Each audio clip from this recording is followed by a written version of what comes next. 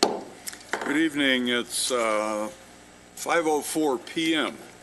and the regular session of the Planning Commission of the City of Lancaster, please come to order. Tonight, our invocation will be offered by Pastor Metters, and our pledge will be led by Commissioner Mercy. So if you'd all please stand. Let's pray. Lord, we thank you that we can come before you today and just present our request to you. We thank you for a beautiful day that you made. Thank you for this commission and every member of it, that you are with them. And we pray your wisdom and guidance in the decisions they make. Lord, I pray that the time that they dedicate to our city, you would return it to them.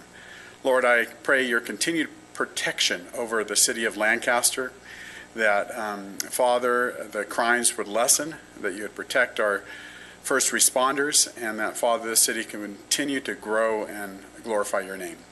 Lord, I pray for the tragic fires that have been in Northern California, Father, that you would just protect life and protect those who are trying to put the fires out and comfort those who've lost loved ones. We ask this in your name. Amen. Amen. Thank you. Join me in the pledge to our great nation. I pledge allegiance to the flag of the United States of America and to the republic for which stands one nation under God, indivisible, with liberty and justice for all. Thank you.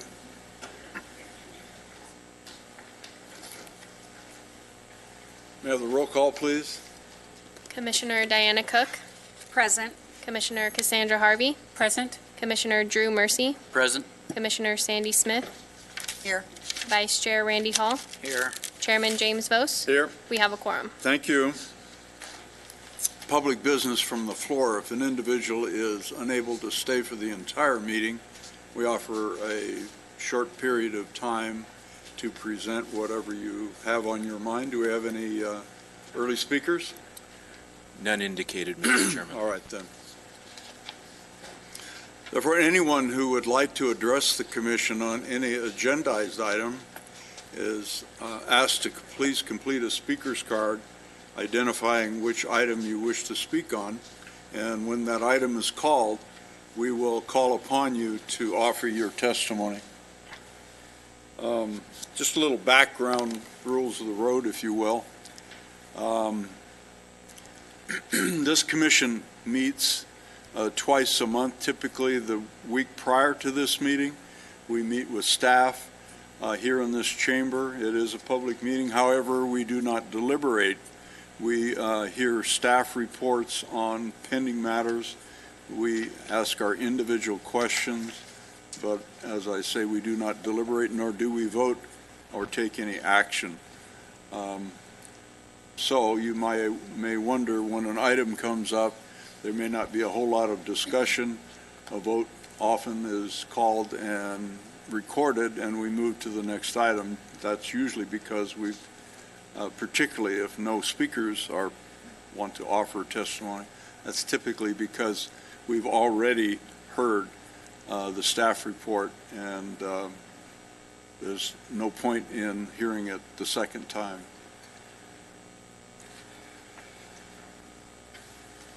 For the record, we have received correspondence on a number of items,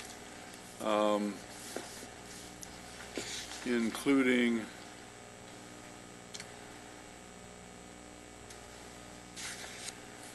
correspondence on items 2, 4A, 4B, 3, 5, and 6.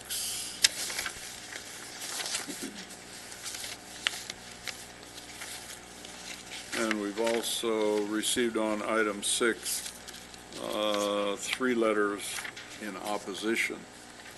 We also received some correspondence from staff just prior to this meeting on item 6. So if the commission has no objection, we'll move item 6 up on the agenda and consider it after our consent calendar. Any objection? All right.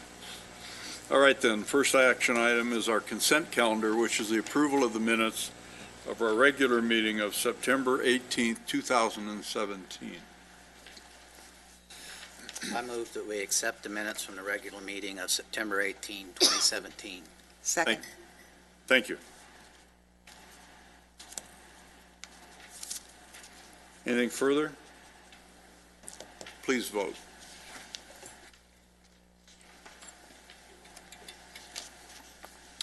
Motion passes 6-0.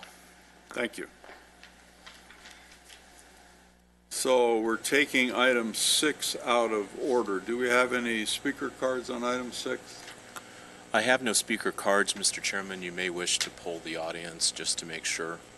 All right. We've received correspondence from staff on item 6, and I will call upon staff to review what they have sent us. Are there any, I should say, is there anyone in the audience that wishes to speak on item 6? Item 6 is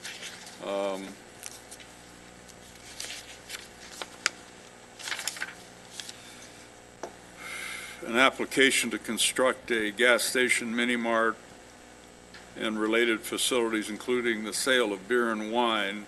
For the public's information, the applicant has requested that this item be withdrawn at this time and no commission action would be necessary. That's pending staff report. So is anyone here wishing to speak on that item? Hearing none, then, Mr. Ludicky, would you give us a brief outline of the memo you sent us? Yes. By way of background, and you did touch on it, the applicant in this case did provide to staff a request to withdraw it from the agenda at this point. In that request, they indicated a couple of things. Number one, that they may wish to reconsider the design of the project, but did not provide much in the way of specifics on that. And secondly, stating that they expected that they may well ask for it to be placed on a future agenda, but not in the immediate time frame.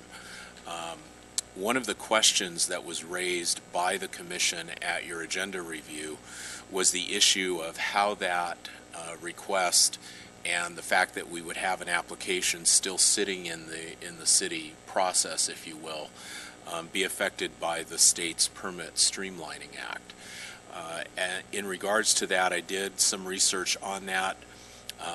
You have before you the copy of an email in which I laid out my personal belief that we are not at any risk from a city position on this. And the reasons for that are as follows. First of all, the Permit Streamlining Act is really written from the position that it's designed to protect an applicant from a government entity that essentially will not act.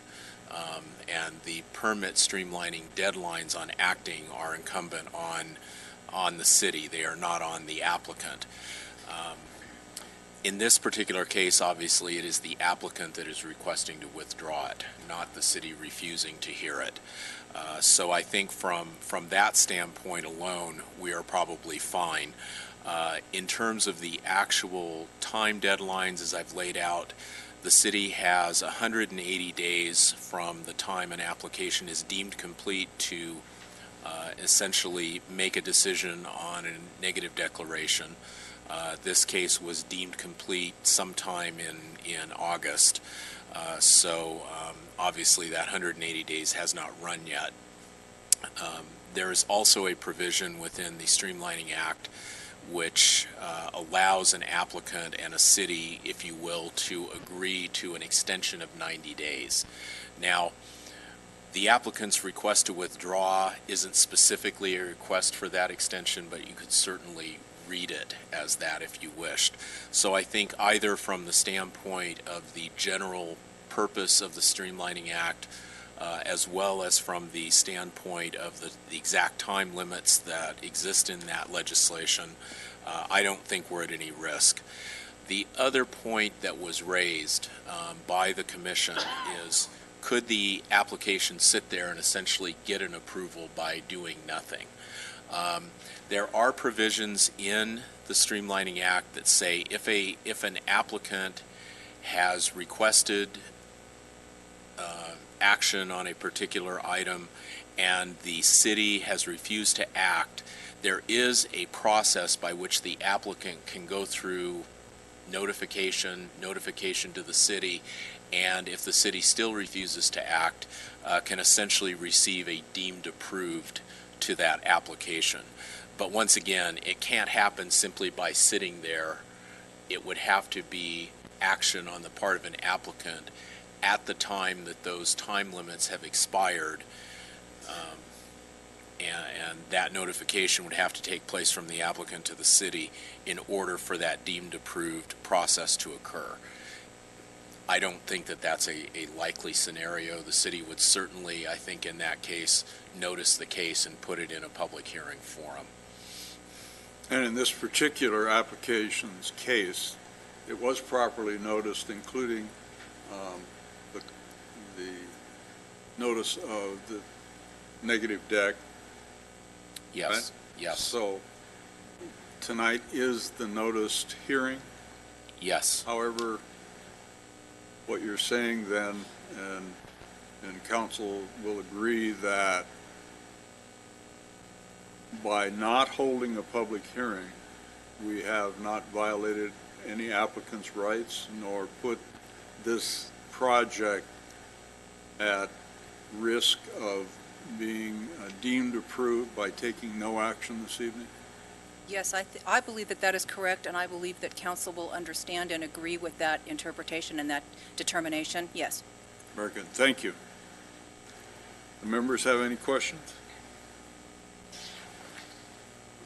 If it comes back up, would it be considered a new item, or would it be considered a continued item?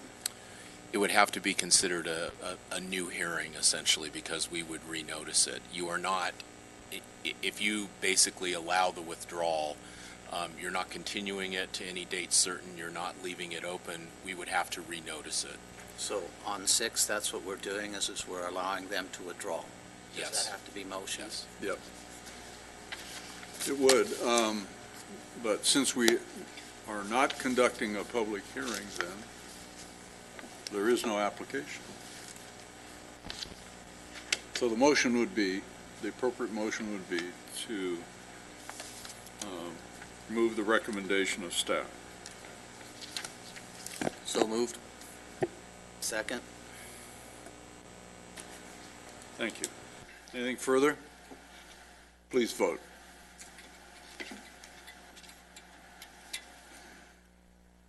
Action passes 6-0. All right.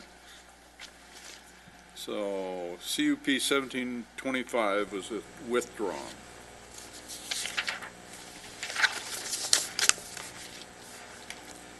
All right then, continued public hearings. These are matters that have been heard previously, and for various reasons they were continued. These public hearings are open, still open. The first item is item number 2, tentative tract map number 66680 and tentative parcel map 69747 and 70303.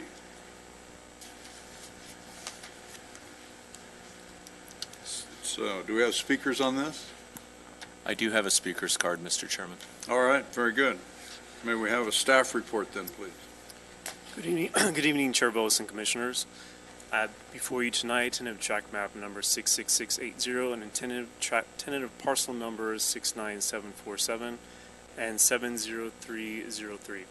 The city granted a one-year extension on September 19th, 2016, which carried the expiration of this map to August 18th, 2017. At the August meeting, the applicant requested a continuance to the September 18th meeting, wherein the applicant requested another continuance to the October 16th, 2017 meeting. The continuances were requested in response to a new condition being placed upon the project, which is no longer applicable. The applicant is now requesting the final of the 3 total available extensions for this map. In the latest review of the map, staff is recommending minor corrections to the previously revised conditions to meet current development policy standards and guidelines, and an additional condition regarding the timing of the first plan check for the final maps. Final map plans need to be submitted by February 19th, 2019. The Planning Commission received a sketch of the map showing the map revisions which will be incorporated into the final map prior to approval.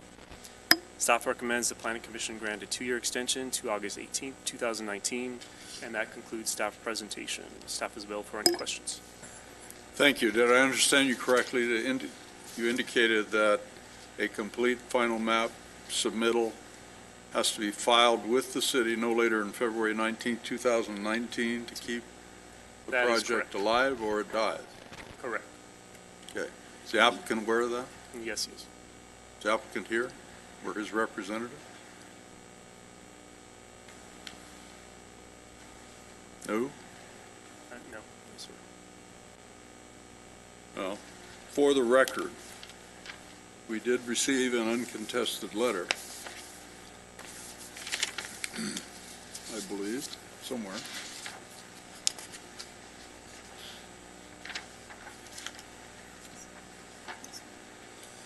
Yeah.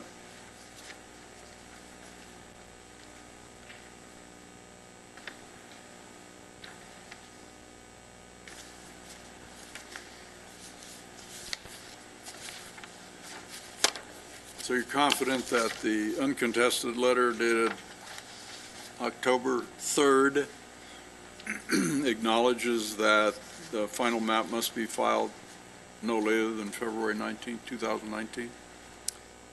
They received the conditions, but and they are aware of that date as well. Okay, thank you.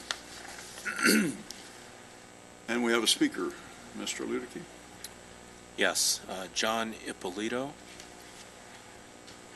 I'm sorry, I must have, I took information out of the book, and I guess I got the wrong information. I'm here on item 4. Okay, thank you. My apologies. Yeah, there were 2 cases listed, so I didn't know.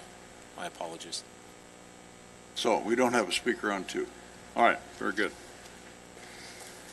Okay.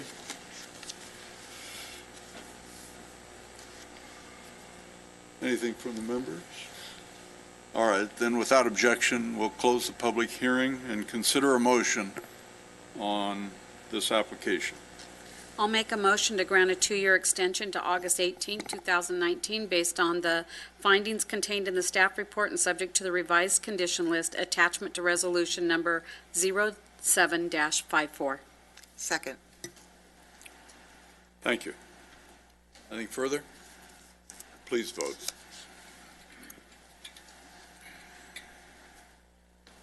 Motion passes 6-0. Thank you. Item number 3 is a continued public hearing on conditional use permit 17-23. We've received an uncontested letter on this just tonight.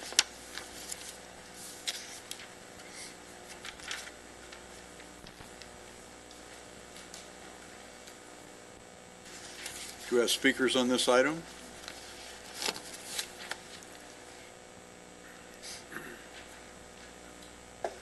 Yes, Mr. Chairman. Yes? Then may we have a staff report, please? Chair Wilson, Commissioners, for CUP 1723, the applicant is requesting approval for an alcoholic beverage control type 21 license so that they may include alcohol in gift boxes they plan to sell as part of their business. On September 18th, the Planning Commission requested staff to provide background information related to the sale and regulation of alcohol within the state and the city. And I do have some of that information to provide to you that was provided to you in the memo. In regards to regulation of internet alcohol sales, whether sales made in person, over the phone, over the internet, through email or mail order, the primary rule is that that must be followed as the purchaser and recipient are 21 years of age or over. And let's see, the current sources for delivery of alcohol made over the phone and internet. ABC Alcohol Beverage Control regulates the delivery of alcohol in the following ways. It requires the point of sale occur at the location with the alcohol license. It requires a confirmation of the recipient's age, and it requires that receipts for alcohol deliveries are kept for 2 years. The same rules apply for a retail sale for delivery made in person or from a sale made over the internet, by mail, or over the phone. There are multiple ways for a resident of Lancaster to have alcohol delivered to them as part of a gift box or just alcohol alone. And staff included 10 online retailers that offer this as well, in addition to Bevmo, which ships throughout the state as well. Though none are currently available in Lancaster, phone app delivery services like Postmates, Drizzly, Saucy also provide the delivery of alcohol. In addition, although it is unknown if any local retailers currently do so, any local liquor store or grocery store could offer delivery of its goods if it chose to. In terms of the transfer of an ABC license, if the applicant receives a Type 21 license through this CUP, there are no legal means by which the license could be used in the future for the operation of a liquor store within the city without approval of the Planning Commission. The transfer of a license requires a new ABC application. ABC may deny the application, or protest or accusations may be filed, which may result in delay or denial of the transfer. Because a transfer requires a new application, the city is notified by ABC of the applicant or the transfer request, and the ABC requires city approval before issuing the license. A CUP and the conditions established by it are attached to the location. Therefore, any new entity that acquires the license can operate in compliance with the approved conditional use permit, or must obtain a new modified conditional use permit if they wish to change the nature of the business. Also, if they acquire the license and wish to relocate to another site, they must also obtain a new CUP for the new site. A new CUP would be required before ABC would allow an existing license to be used in a different manner, transferred to a new holder. Additionally, if the Planning Commission approves this request, the applicants could not use their Type 21 license in any way contrary to the conditions of approval without obtaining a new CUP or amendment to the existing CUP. Any violation of the conditions of approval as interpreted by the city can result in the immediate termination of the applicant's business license. And therefore, staff recommends Planning Commission adopt resolution number 1729, approving conditional use permit number 17-23. And that concludes staff presentation. Thank you, Mr. Roney. And thank you, Mr. Rodenstein, for putting that memo together. Appreciate your staff taking care of that for us, Brian. Thank you. We have speakers on this matter? Yes, Mr. Chairman. Two of them, I believe, are essentially representatives of the applicant or the applicant. I don't know who wishes to speak first. Well, we'll ask the applicant's representatives to speak if they care to, and then we'll call on whomever else. One other speaker card. And one other speaker card. All right, very good. So Doreen Lopez and Mark House.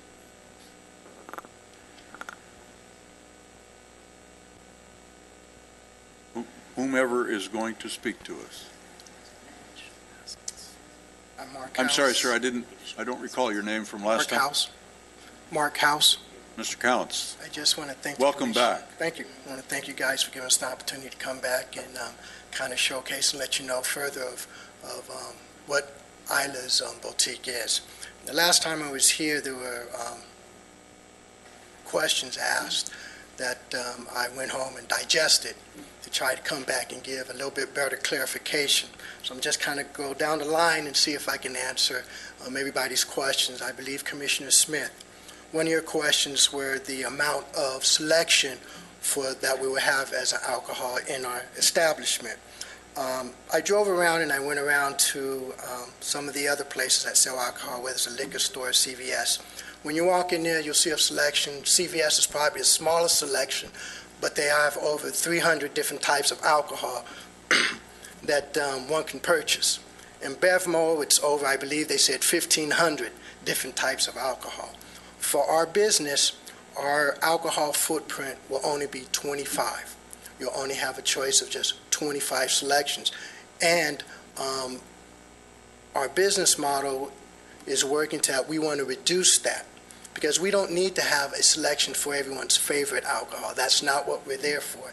It's just that, say particularly if you know your person that you're sending it to drinks beer, we will have just the market makers in there. So so just 5 choices, but there will be the leading beer choices within the overall market. So that way we can reduce the types of and amount of alcohol that we'll be selling. And it won't be a large selection. It'll just be a very absolutely 25 at the maximum. And what we like to do is reduce that to get it down to maybe 20. So it's not a large selection there, so a person wouldn't want to, go to our place and say, look through the selection, but that's not there. Commissioner Vos, you had spoke about, I believe he pretty much, Chris had I think, spoke about that, our ability to sell the business if someone else wanted to buy it and open up a liquor store. That wouldn't be possible because our lease, the owner of the building, we're very specific on what we're doing. And before you get a liquor license from ABC, you have to have a lease, and you have to go through the CPU process. Without that, you couldn't transfer that liquor license. I think another thing that would really prevent anyone else from, as you say, looking at opening up a liquor store or anything other than that is the market itself. Liquor stores are not viable entities anymore. Like you say, the last time maybe one opened was before this was a city. There's too much competition out there. Just recently, since we've been here, I just kind of looked around, and now you have some of your grocery stores, the newest one, Stater Brothers, who's starting a direct delivery. You can call in an order. They will deliver alcohol. Albertsons is getting into it. I know Albertsons and the other companies that they own down in Los Angeles area do deliver liquor to the houses. I know now Costco's is starting that process, although Costco's doesn't deliver alcohol. Now they are, I know in certain areas, ramping up, such also Walmart through their online services, jet.com, allows you to call and get alcohol delivered. The difference is, I believe, when you look at those entities, there is no set amount that you can buy. You can call Albertsons and order 30, 4 or 5 cases or whatever. With us, you only get 1 small bottle in that box. And that box will charge you for about $65, so it's not worth it for someone who just wanted to come in and purchase a bottle of beer to pay $65 for that beer. And so I think those things would I think, lends itself to not having such a concern, as I look at it, that there's going to be a plethora of alcohol coming from our small shop. And as we ramp up, as we get larger, 90% of our boxes will be shipped out. So it's not like the Lancaster, Palmdale area is going to be our main source of revenue. We are an internet company looking to ship our products out. I believe, Commissioner Cook, that was one of your thoughts and your fiduciary responsibilities is, how does this impact the city? I think our impact is minimum compared to what some of these larger companies will be able to do, because there is no limit to what they can do. And we're not into that. That is not our business. We're a specialty business. Chairman, Vice Chairman Hall, I believe that you didn't have a question, but when you went on the internet, you looked for a company that did what we did, and you couldn't find one. I want someone somewhere is going to say, we want to do the same thing. And when that person goes on the internet, I want our company profile to come up on Google. Isla's Boutique, delivering flowers and specialty gift boxes nationally, headquartered and operating out of Lancaster, California. So what we're asking is give us that chance to develop our little niche market and to grow our business to what we think is going to be a nice, successful internet business. Questions? There may be some. Anyone? Go ahead. Do you already have your type 21 license from ABC? Yes, I don't know if any of you applied. Before you even come to this process, you have to have purchased a license already, and that's what kind of complicates. You can't say, okay, let's try to get a CUP for some sort of liquor license and then go back and purchase a liquor license. It doesn't work that way. You have to purchase a liquor license, apply with ABC. They check your liquor license out and see if you have purchased one. Ours is an escrow, so as soon as the process opens, we finish escrow. And then we go through the process. So that's the kind of difficult aspect of this. I know Chairman said, well, could they maybe go to a lower liquor license? That wasn't possible. So you have purchased it? Yes, Or ma'am. it's in escrow and it isn't, the transaction's not complete? Well, the transaction will not be final until ABC signs off. And until you have a CUP? Yes. No, we don't. When this board decides if they granted us, that information is sent to ABC, and they finalize the sale of the liquor license. So again, to clarify, you would need the CUP approval first for ABC to approve and finalize the type 21? Yes, ma'am. We had asked you at one time to consider other types of ABC license, maybe not as stringent or as what I'll call powerful as the type 21. Did you guys do that at any point? When we first started looking into this, we did. But then we had to look at the demographics and look at the analytics of what we're doing and kind of go into the weeds here. Online shopping is, when you look at who are the purchasers for gift boxes and who does the majority of online shopping, it's generally women.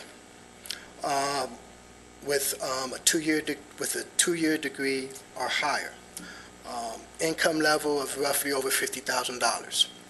And then if we're doing alcohol, we see what they consume. And they are not large consumers of beer. They're large consumers of mixed alcohol. Specifically, one of the most purchased alcohol was vodka. I'm not a drinker. I don't drink. So I had to ask someone, why vodka, especially a female? And she said, vodka, because it has no taste. And you can mix anything. So if a person likes mixed drinks, this is what they do. And also that other level is in staying with that same demographics. When they purchase, they will purchase things that they know that a person would like. So we had to have a wide variety of options for them. And if we just did wine and wine and beer, that would truly limit us. And it's not in the demographics who can afford our boxes. Our boxes generally range starting at about $55 and up. So that demographic states that we have to stay within that level of people who we know are the majority of purchasers who do most of the purchasing over the internet.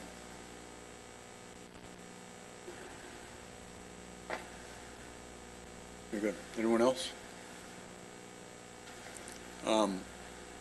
So, based on your testimony then, if someone happened to come into your place of business. Yes, sir. And wanted 2 carnations and a liter of Southern Comfort or vodka, whatever. Couldn't do it. You wouldn't be selling that, huh? Nope. Nope. Okay. And I don't think our largest bottle is roughly about 20 ounces, about 250 milliliters, about the size of a beer. So that's the largest we get. That's the largest we would sell in our store, and that's the largest that is in our box. So they couldn't come out and have a liter or anything like that. It's just, that's not in our business model. Okay. Thank you. Anyone else? All right, thank you very much. Thank you.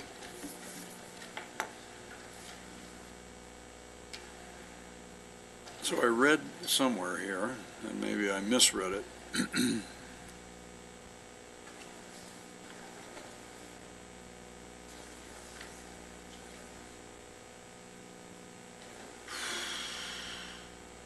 Where did I read container size, Christopher? No less than 750 milliliters of wine.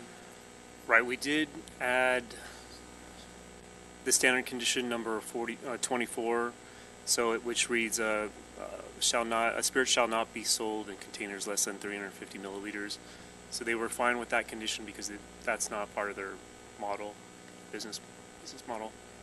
And also I wanted to point out to number, So in effect, that's what used to be called a pint, right? So now the beverage size is about 500 milliliters it's either 750, 500, gets down to 375, I think, but nothing less than 350. correct. And based on his comments, that's his business model, Right. right? I also wanted to point out one more condition that was added, that they agreed that they were only going to be selling one bottle per basket. I'd be concerned about limiting my scope to that, but I'm not in the business, and if they agreed to it, that's what they agreed to.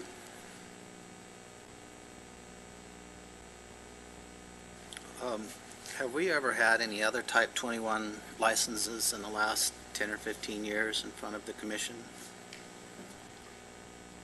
We've had several, because we have the Rite Aids, the Walgreens, those all have the Type 21 license. All type 21? But we're not doing any of the other, like, hole-in-the-wall type liquor stores? We haven't had any liquor stores, it would just been the large, We've not approved a Type 21 license as long as I've been on the commission, and that's about 9.5 years. well, the Walmarts and the, No, those aren't Type 21s. No, I think they are. You sure? yeah, the Type 21 is the off-site beer, wine, and Yeah, that the includes. difference is that our conditional use size, permit square requirements footage. limit the operation, amount of square footage. But you are correct, we haven't approved what you would call a liquor store with a Type 21. We had 2 requests of that type, one with Ben's Corner, one with LA project that was proposed at K8 and 20th West, but neither of those were approved. Right. Okay. Go ahead, I'm sorry. Was there any reason why they're not, they're kind of having this type of feeling where we're dreading it like a shoe drop or something? Is there another shoe to drop? It's going to be my first Type 21 that I can remember up here. It's definitely the first one we've seen like this, yes, in terms of this type of business. I guess the question is why isn't it more frequent if it's a viable business model or if it isn't harmful to the community?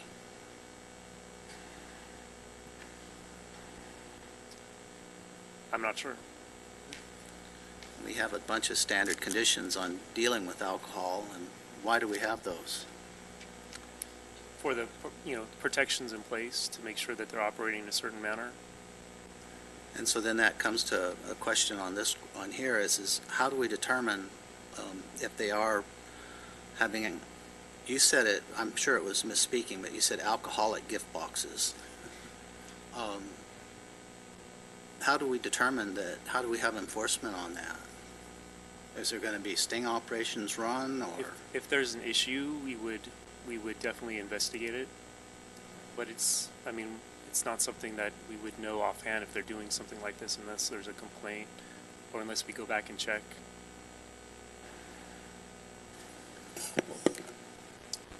We've had in the past where, within a year or something, we can take another look at it. We've done that in the past for other projects. But then that would be the case of any type of condition we put on any type of business. It usually comes through a complaint, and then we Correct. have the resources to check it Then out. we would take a look at it.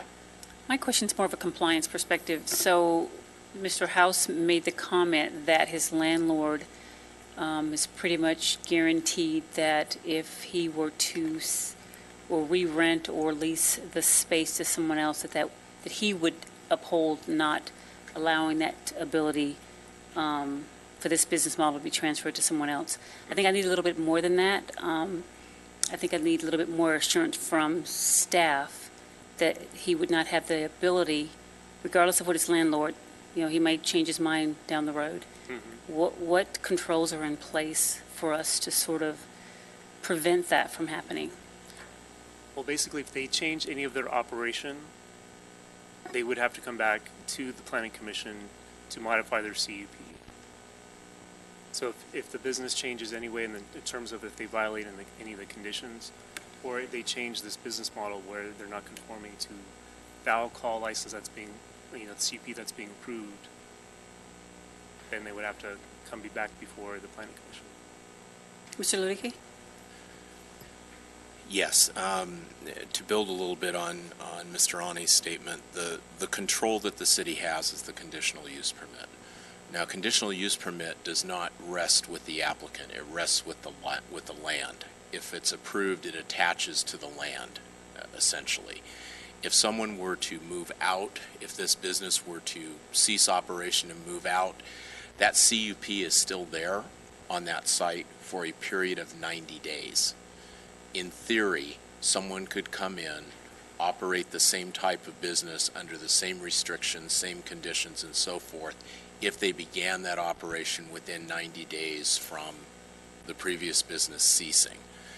In practical terms, that rarely happens, but the control remains with the city in terms of the conditional use permit. Anyone coming in would have to operate in the same manner as the conditional use permit that was approved for this business does. If they didn't want to do that, they were looking at some different type of business that required an alcohol license, they would have to come back through the conditional use permit process and get an approval. So there is no real legal way that anyone could essentially take that CUP and turn the site over into a liquor store or something of that type. That would be a violation of the use permit, and the city would essentially terminate the operation. But there seems to be a hole in this process, though, and what I mean by that is Mr. House has come up before us a couple of different times and explained what his business model is, but we've not once heard from someone else that I would think would be accountable, would be the landlord. So I don't know that, maybe it's not practical, but from an accountability perspective, perhaps it is. Just in the process, not just this particular one, but I'm just saying in the process itself. Well, doesn't the application require that landlord's Yes, buy-off? the landlord or the agent for the landlord has to sign for someone to file for an application. And that's taken place. Yes. And if I can just interject real quickly, I'm sorry to interrupt. Going back to the how do you know they're operating properly, although in general our enforcement operations are complaint-driven, with the alcohol in particular, and you'll recall this from when we revised the alcohol chapter last year, Sheriff's Department conducts regular compliance checks on the alcohol establishments throughout the city, and that has nothing to do with complaint-driven cases. They just do that. So this would be one, regardless of what type it would be, that they would periodically and without notice go in, check the books, see what's there, see if it's complying with the Business and Professions Code as well as the conditions of the CUP. So that's one other sort of guard that you have in place. So would that part of that controls be that in the event that they were in violation, not necessarily Mr. House, but even the landlord, is there a fine associated with that? There are a monetary fine? There are some things that ABC can do monetarily, and then with our ordinance, we can issue administrative citations for not complying with the requirements of the alcohol establishment. Yes. Okay. I just want reassurance of accountability. Yes, Thank and you. in fact, they're higher than the standard administrative citation, so there's a little more bite to them. Anyone else? Okay. Do we have other speakers? Yes, Mr. Chairman. Sarah May.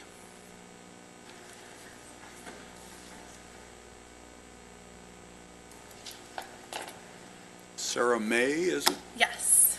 Good evening Good evening. and welcome. I'm a health educator at Tarzana Treatment Centers, and I'm also a representative of Antelope Valley Marijuana, Alcohol, and Pharmaceutical Prevention Coalition. I am here tonight to ask you to consider the implications that passing these COPs for on-sale and off-sale establishments to sell alcohol could have on the city of Lancaster and our youth. According to a published longitudinal study completed in California titled Community Alcohol Outlet Density in Underage Drinking, alcohol outlet density was shown to play a significant role in the initiation of underage drinking during the early teenage years. As found by the California Healthy Kids Survey in 2016, 17% of 11th graders in the Antelope Valley reported having at least one drink in the past 30 days. In addition, Lancaster already has a high density of alcohol retailers. As of 2017, Lancaster alone had 196 on-sale and off-sale licensed alcohol retailers. By allowing these two COPs to be passed, we are making alcohol both more accessible and more socially acceptable for our local youth. The Center for Disease Control and Prevention states that excessive alcohol use is responsible for about 88,000 deaths in the United States every year and costs the U.S. $249 billion in economic costs. They recommend regulating the alcohol outlet density in a city to combat this issue. According to Alcohol Beverage Control, within the census tract for CUP 17-23, the total number of existing licenses exceeds the number allowed by 6. Within the census tract for CUP 17-22, the number of existing licenses also exceeds the number allowed by 3. Both reporting districts are in a location where the number of reported crimes exceeds the average number of offenses. We asked you to consider what need there is to add more alcohol serving establishments in these areas and recognize how this could harm the health and well-being of our youth and community. In the event that the applicants are approved, we ask the City of Lancaster and the local Sheriff's Department to uphold the regulations within Ordinance 1015 and ensure that responsible beverage service training is completed by all staff members in an effort to limit youth access to alcoholic beverages. Thank you. Ms. May, you do understand that the request that you have made relative to complying with the ABC requirements in our ordinance is complying with our ordinance. So any establishment or any pending application must comply with the ordinance, right? Yes. And you said that there are 190, if I understood you correctly, Yeah, I found purveyors in the community. Did you break that down to type 21s and I did not break restaurant? that down. I just had 196 Oh, we total. do. We know what those numbers are, but we appreciate your comments. Okay, thank you. Any questions from anyone? No? All right, Thank thanks, you. Ms. May. She did bring up an interesting point, and that is it has to be delivered to somebody that signs for 21, but could it be ordered by somebody under 21? Suppose so. The verification comes at when they deliver it. So Essentially, a 16-year-old can get on the phone with his credit card, call up. Internet. Internet. I suppose, but yeah, because the check does come at they deliver it. Like anything else you can purchase on the net, you know? There you go.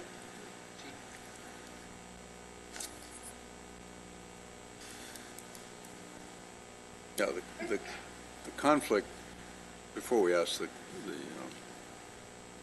Mr. House to respond, if he cares to, conflict I have is I've yet to vote for a type 21 liquor store. I don't intend to as long as I'm on this commission. I've yet to hear a compelling argument that says liquor stores are good for this community. So I've not voted yes on one of them. Have I voted for supermarkets and big box sellers and all that? Yep. That's a different kettle of fish. And frankly, if the, 29 type 21 liquor stores that are operating in the city aren't successful. I don't know why they're all still open. Gee whiz. They must be making money somehow. So, anyway, that's my conflict. But Mr. House, you have an opportunity to rebut if you care to or not. I would like to. I would say this. We are not a liquor store. We are just like a CVS or Walgreens or anybody else coming up here that sells multiple items. We will have over 250 items within our store. Only 25 are liquor. They're incidental. Less than 5% of what we sell. But it is necessary for our business model to be successful to offer this.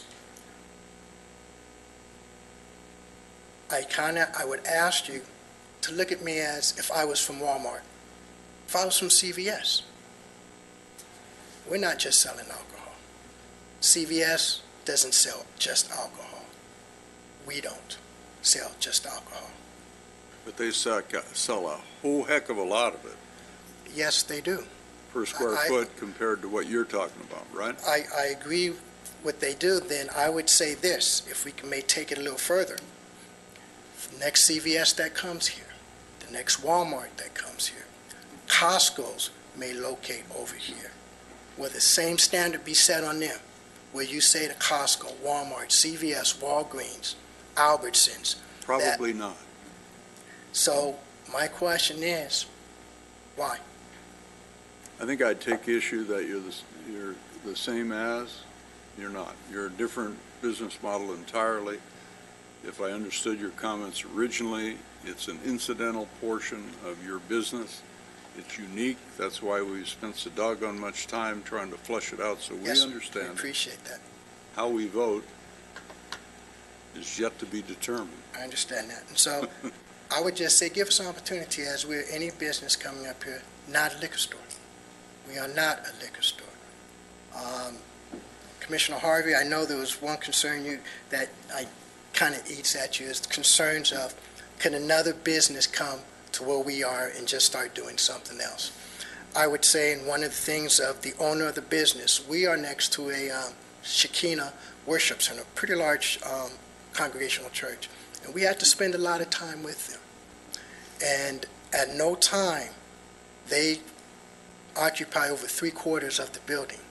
And at no time, I don't think the owner would jeopardize that for allowing somebody who's just renting 1,600 square feet to cause any friction between his largest tenant, who has been there a number of years, and I know has an extremely long-term lease on the building.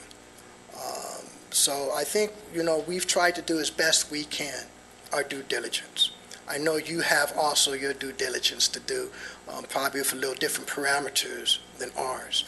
But we've thought it out, and we've tried to make any accommodations to make sure that some of the concerns that you have were satisfied.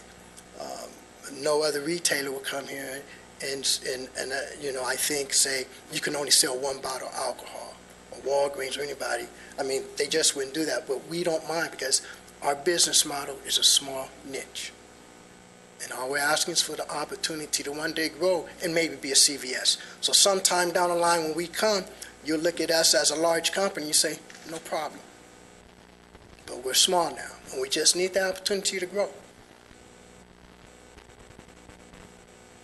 All right, thank you for your comments. Thank you. Mr. Ronnie, we had asked last time that you notified the co-tenants, and that was done? Yes, it was. Correct. All right, very good, thank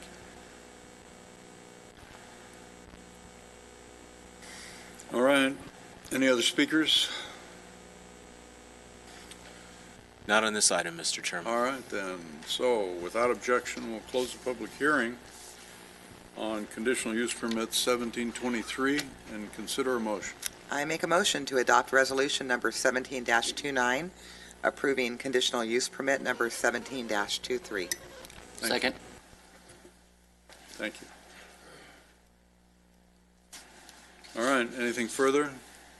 Please vote.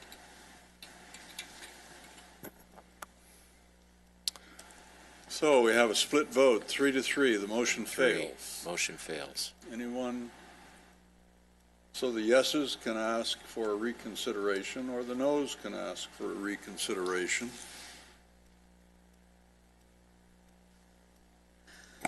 Well, I feel that Mr. House came back with more information as we had requested and made it more clear to me what his business model was. So would you like a reconsideration of the motion you offered?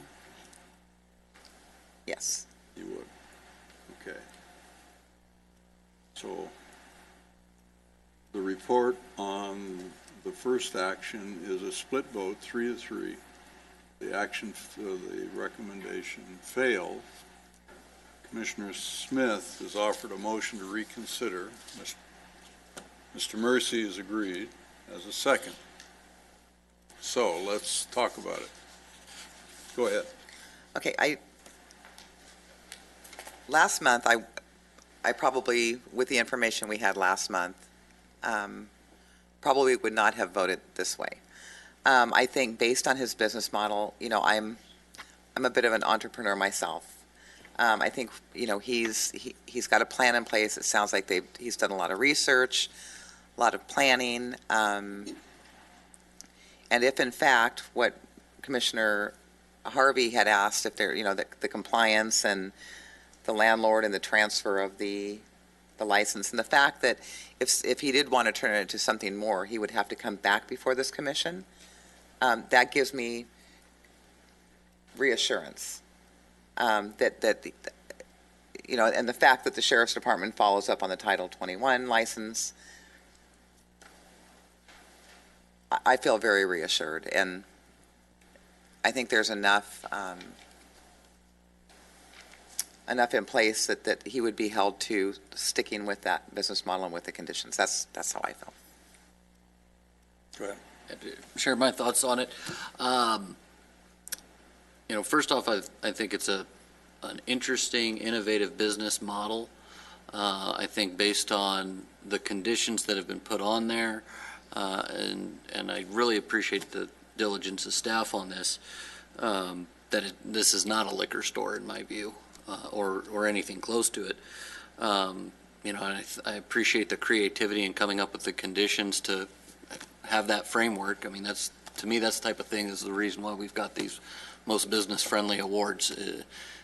Creativity in government is sometimes difficult just from a structural standing point. But I think where we're at, they would be operating in a very narrow window with something I think that would be close to impossible given the Sheriff's Department role, our staff role, in terms of enforcing the conditions. I think especially in hearing that it won't just be complaint driven on this. So from my perspective, I think is why I see this as something that could not only fit in that area, but also as a innovative, and I like the entrepreneurial spirit, something that'll be good for our, business friendliness. Thank you. Anyone else? I kind of take the side that Sarah from Tarzana Treatment Center brought up. We have quite a few alcohol establishments already here in town.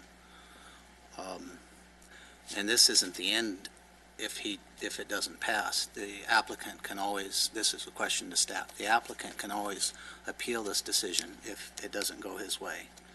Is that correct? That is correct. So that's my stance on it. It's not like it's the end of the road. Thank you. Anyone else? All right, the motion to reconsider. How do you vote? Please vote. Yes, yes means yes. No means Clarification, yes means we're reconsidering? we're reconsidering. Yes means we're reconsidering. No means we're not.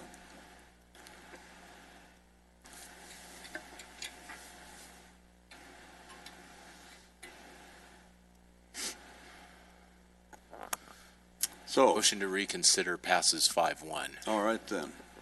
So, to reconsider this. So in effect, we're back to where we started on conditional use permit 17-23. The public hearing is reopened. Do we have speakers? Mr. Chairman, I believe that one of the co-applicants may not have spoken, and it indicated a potentially a desire to speak. All right. So, these type of, we don't often get into situations like we just had, where we have split votes and that. So, this parliamentary process we had to go through to get back to the point where the applicant can speak again, and those in favor or opposed can have an opportunity to address us. And then ultimately, we will take we will reconsider the motion and vote on it again. So we're rewinding the watch, if you will. So, who's the speaker this time? I believe it was Doreen Lopez. Pardon? What was it? Lopez. Doreen Lopez. Oh, Miss Lopez. Hi, how are you? We've seen you before. You've seen me before, Welcome yes, back. sir. Thank you, thank you. I know we had some pictures up. There was some questions about what the boxes looked like last time. So we brought one in. Actually, we brought two in. This is the first one, and it kind of gives you an idea as to what it is that it looks like. This is the spa box, and in this one we did add the bottle of wine, the small. So it'll kind of give you the size. I know that that was a big concern as well. And then Mark has the baby one as well. I don't know if you want to turn that one around. Very interesting. Or we can pass them up there to you. I would like to say that the majority of our boxes On the microphone, it's so we can record your testimony. You guys can go ahead and just pass those around and take a look at them. You'll notice that the items in there, they'll vary from box to box. So one of them has alcohol in it, and then the other one just has the Martinelli sparkling cider for the mom who just has given birth. But you'll also notice that in the items, they're not just going to be just items that will be there. There's going to be a whole array of stuff. We plan on having T-shirts and balloons and different types of stuff, spa stuff that can be purchased as well. So we're not just focusing on the alcohol as being like the number one thing. And then you had somebody had asked last time what flowers were going to be shipped in. This is what the flower box is. And they all go together. It's not going to open because I want it to. The flowers will go right in here, and both of these boxes will be shipped into a brown box, UPS, FedEx, whoever's shipping for us. And that's what they'll be getting, is the flowers and the gift box together, so that the items will go hand in hand together. Very nice. Thank you. Did you want?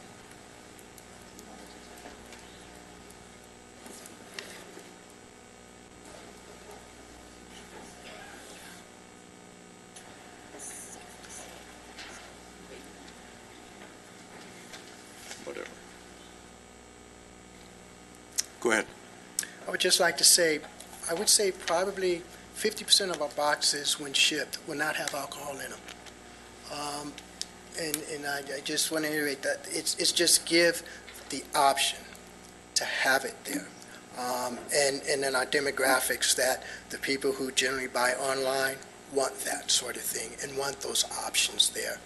And I just can't say that, I want to try to take out the mind that we're a liquor store. We're not that liquor store.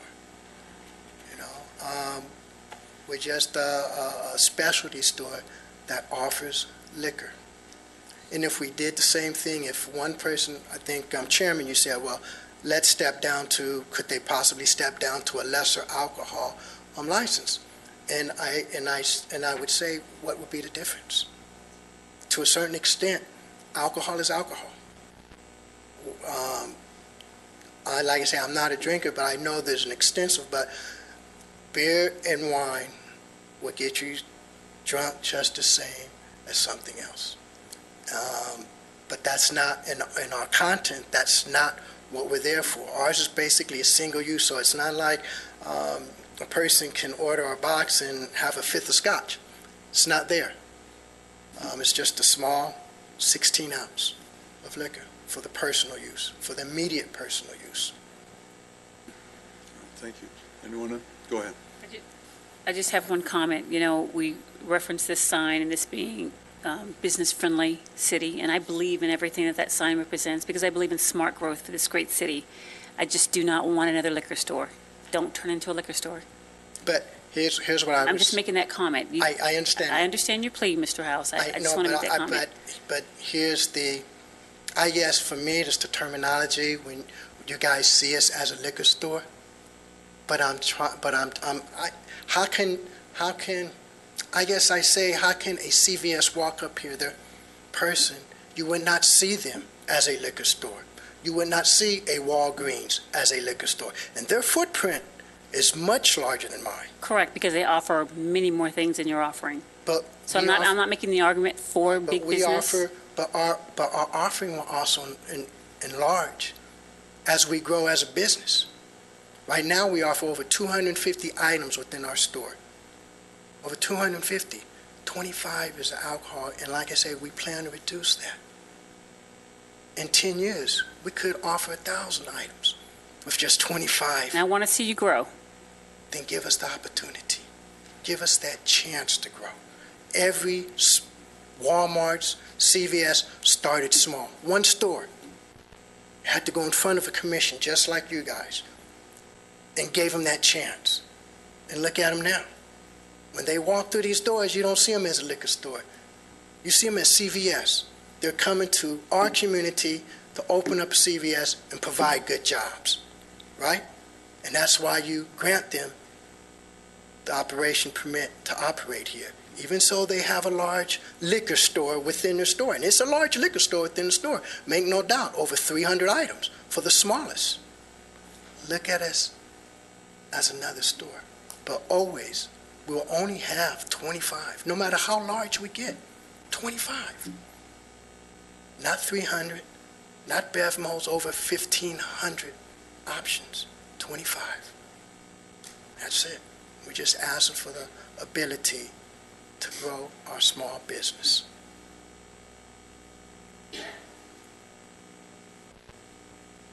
Anyone else? No.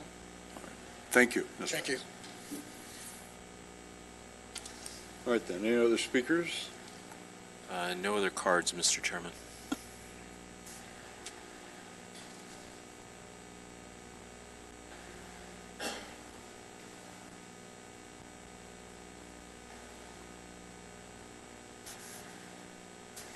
All right then.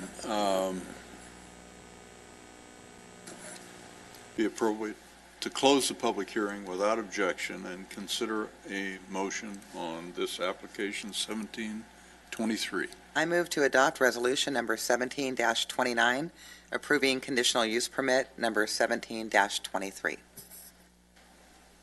Second. Thank you. All right. Anything further from anyone? How do you vote? Please vote. Motion passes 4-2.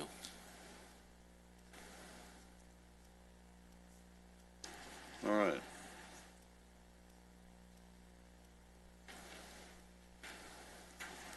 All right, the project's approved. Good luck with your new venture. Thank you very much, Commissioner. All right, the next items are new public hearings. Item number 4A is consideration of approval of tentative tract map number 62121. So without objection, the public hearing is open on this matter. Chairman Vos, I will recuse myself. I live very close to this proximity. All right, thank you, Ms. Cook. The member has to recuse themselves, then they have to leave the dais and can't participate in any action relative to this matter.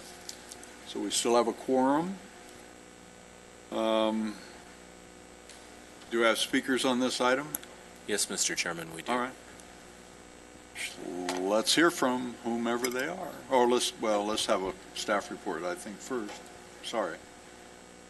I lost my place. Chairperson, Commissioners, this extension request will be the third and last available extension for this map, which is tentative tract map 62121. Since the time of the map's original approval in 2006, the general plan designation and zoning for 10 of the 30 acres located at the northwest corner of 40th Street West and Avenue K had changed from urban residential and R7000 to commercial and commercial plan development, respectively, as part of the city's comprehensive general plan and zoning update in 2009. As part of the 2016 extension request, the applicant submitted a revised conceptual layout matching the current land use designation and zoning for the property. The revised conceptual layout shows 10 acres of commercial on the northwest corner of Avenue K and 40th Street West, with approximately 20 acres of single-family residential surrounding the commercial portion. The conditions reflect this conceptual layout. Additionally, the conditions have been revised to include a condition regarding the timing for the submittal of the final map. In this case, the final plans need to be submitted by April 19th, 2018. Therefore, staff recommends the Planning Commission grant a one-year extension to October 16th, 2018, and that concludes staff presentation, and staff is available for any questions. Very good, thank you. Is the applicant's representative here tonight? Do we have an applicant rep here tonight for this project? No, Chairman. Okay. We did receive an uncontested letter indicating they agree with the revised conditions. However, I didn't see in the revised conditions the actual final tract map application date must be submitted by April 20th, 2018, 180 days prior to the expiration of the map. Right, April 19th. 19th, is it? Okay. But we don't know that the applicant agrees to that, or are you satisfied that they do? The condition does reflect that. It just doesn't, I don't think it specifies April 19th. But for the record, it is April 19, 2018. April 19th, 2018, yes. And if there's a successful motion, then that will be the date. That will be it. Okay. Procedural questions. The original map, and as you pointed out in your staff report, the original map was prepared and filed between 2004 and 2006, 11, 13, long time ago, years, lots of years ago. The actual exhibit of the map does not conform currently to the general plan and zoning of this particular property. Subsequent to our denial of the map a couple of years ago, the City Council approved the map based on this for a sketch exhibit, which, in my opinion, and I need your concurrence, doesn't comply with the current conditions of our general plan, nor the conditions as enumerated in the staff report. That be correct? If that's the original one, then that would be correct. The subsequent one. This is the subsequent one. This is the glorified bar napkin sketch.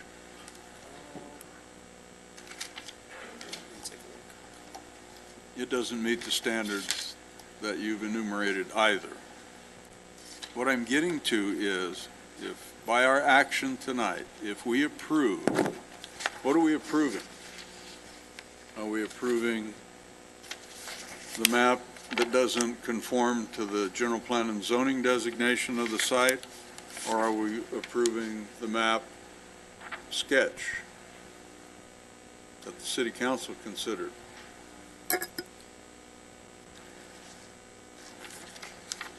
my understanding is when they come back for the final, all of these will be put in the final map. So these exhibits don't mean anything. They're cartoons. Go ahead. Yes. Proposed condition 3 on the attachment does in fact reference that attachment that's in your hand. This one. Yes. And it basically says that all conditions for street design shall reference the exhibit for tentative track map provided for the November 21st, 2016 Planning Commission public hearing.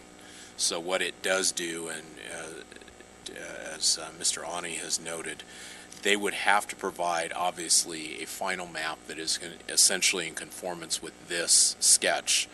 They would also have to meet all of the street design and other requirements that are typically required by the city's subdivision ordinance as a part of that. And since the applicant's representative isn't here, we have no idea whether they're prosecuting a final map or not. I have no idea. So this very well could be a 13-year exercise in futility, or words to Possibly. that effect. Yes, possibly. Okay. Got it. Thank you.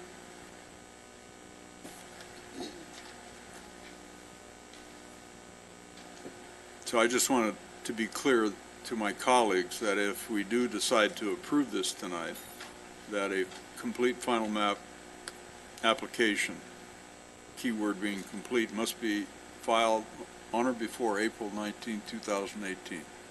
No question. And there's no wiggle room in the MAP Act to change that. Okay, great. Very good. We have speakers. Yes, Mr. Chairman. John Ippolito. Well, it's baseball season. I've got 2 strikes against me now. 4B. Oh. Neither you or I are doing well this evening on this. Yeah. Okay.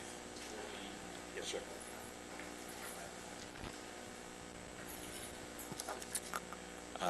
Jim Quellman.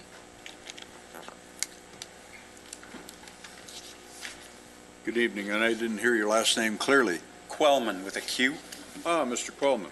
Good evening and welcome. Good evening, thank you.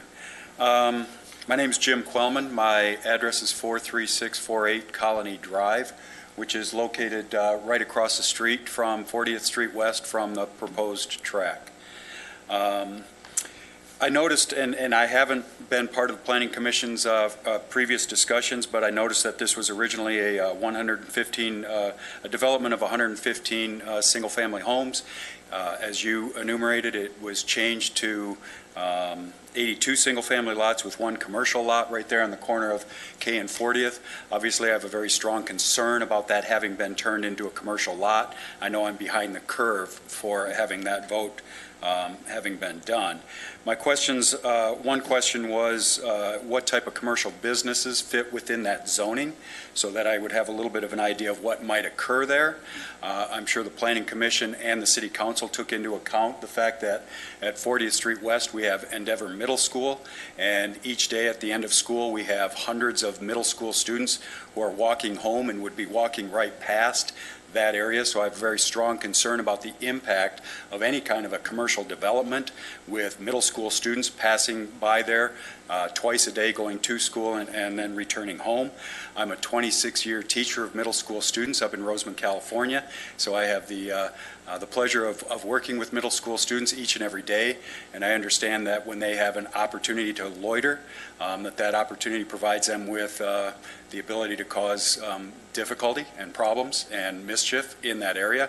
So I have a very strong concern about if this becomes a commercial development, regardless of what type of commercial development it is, whether it's fast food restaurants or a store of some sort, the impact that could have with those middle school students.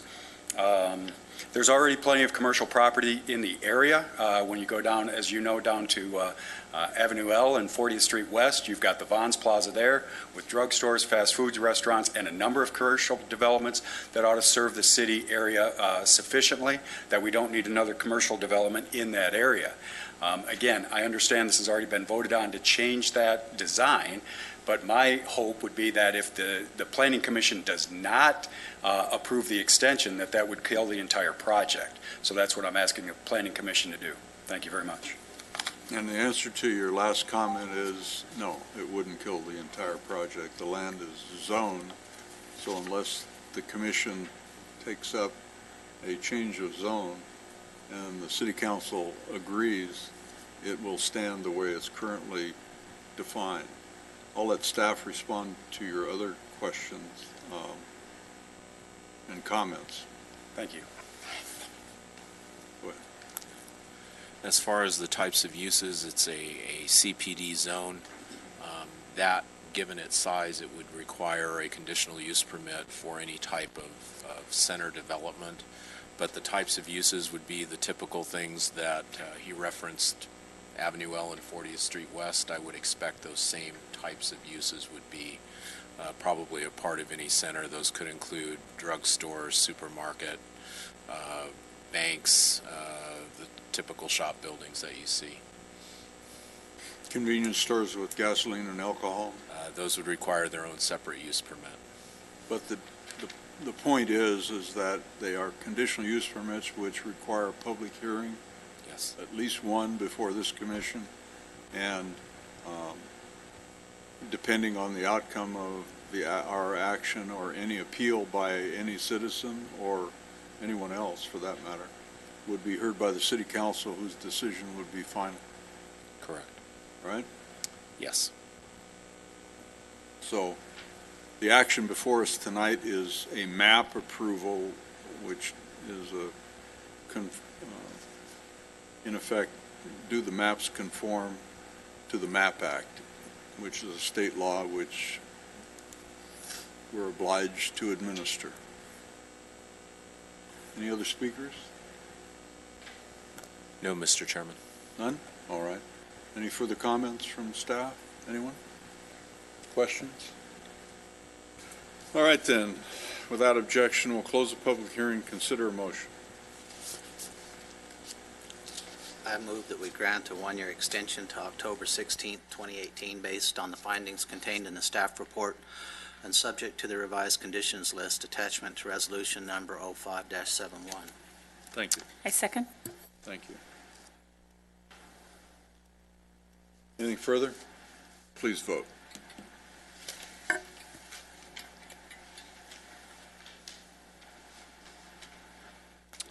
Motion passes 5-0. With one recuse. Ms. Cook. All right, next item is item 4B.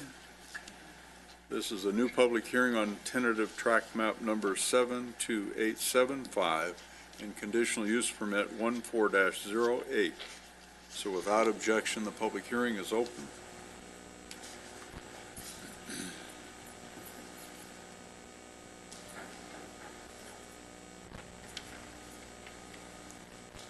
Do we have speakers on this? Yes, Mr. Chairman. All right, thank you. May we have staff report then?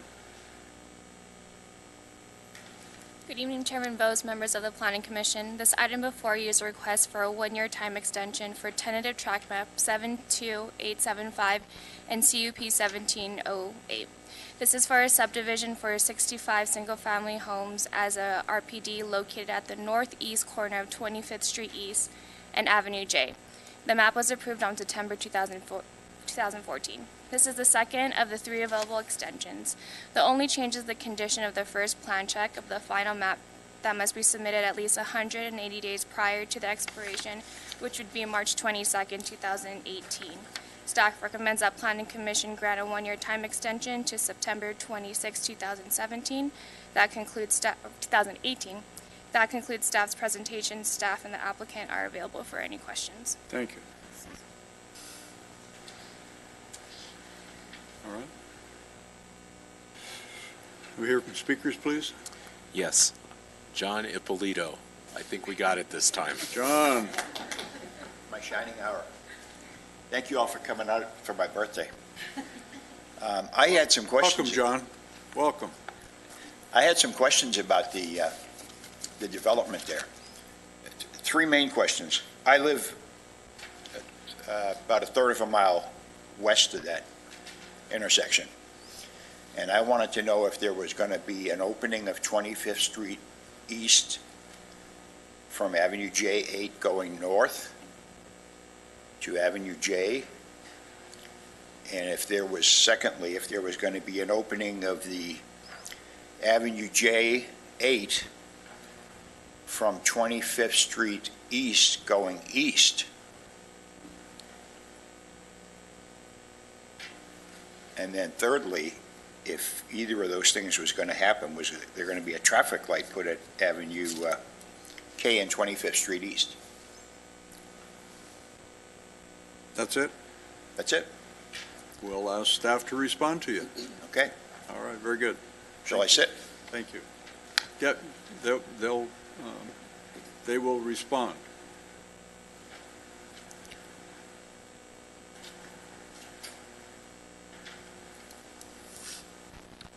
So as part of this project, 25th Street East and J8 both get built along the frontage, but as far as connecting to the north and further to the east, that will be once future projects come in and they're conditioned to build those portions of the street as well.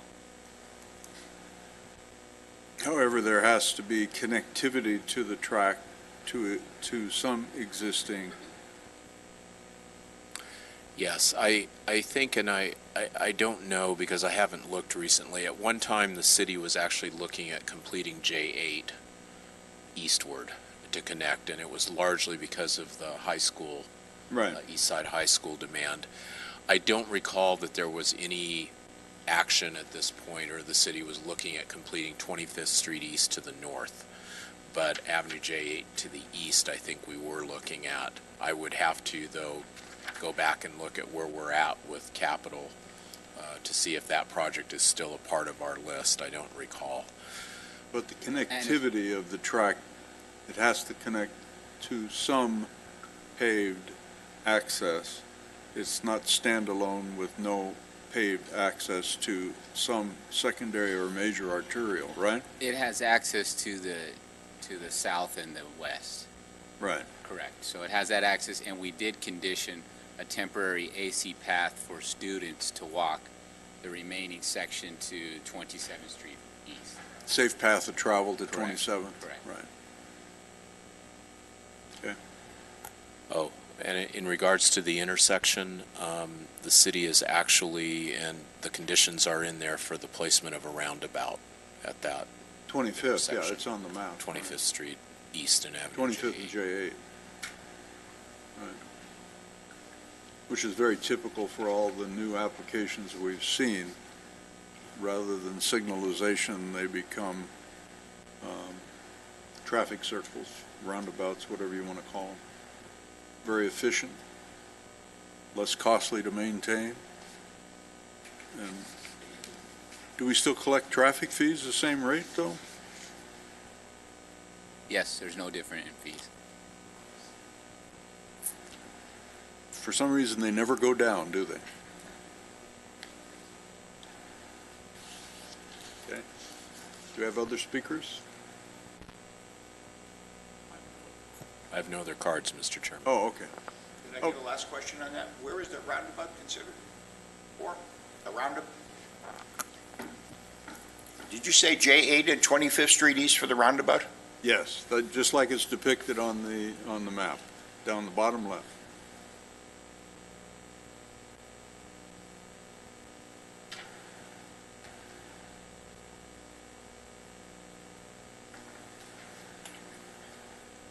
Okay, no other speakers? No, Mr. Chairman. All right, then. Anything further from members? Without objection, the public hearing is closed, and we'll consider a motion. I move to grant a one-year extension to September 22nd, 2018, based on the findings contained in the staff report and subject to the revised conditions list attachment to resolution number 14-13. Second. Thank you. Anything further? Please vote. Motion passes 6-0. Thank you. the next item is item 5. This is a new public hearing on conditional use permit 17-22.